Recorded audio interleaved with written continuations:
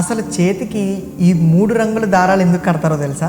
మనం ప్రసిద్ధి చెందిన దేవాలయాలు దర్శించినప్పుడు ఎరుపు, నారింజ, పసుపు రంగు దారాలను చూస్తూ ఉంటాం. అక్కడికి వెళ్ళే భక్తులు ప్రసాదంతో పాటు ఈ 3 రంగులు ఉన్న దారాన్ని తీసుకుని చేతికి కట్టుకుంటారు. అలా కట్టుకోవడం వల్ల మంచి జరుగుతుందని చెప్పి, ఎలాంటి పీడకల్లో రావని భక్తుల నమ్మకం.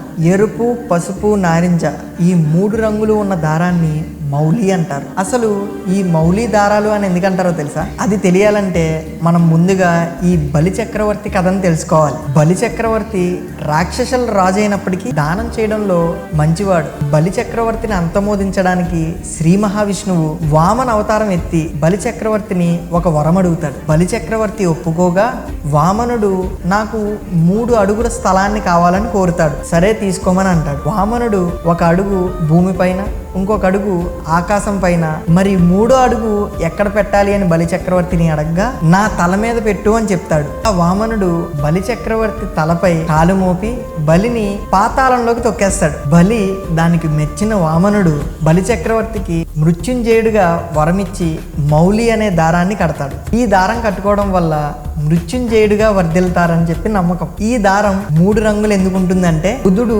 సూర్యుడు, కుజుడు ఈ ముగ్గురిని దారాల్లో రంగులుగా భావించి ఈ దారాన్ని చేతికి కంకణంలా కడతారు. జై శ్రీరామ్.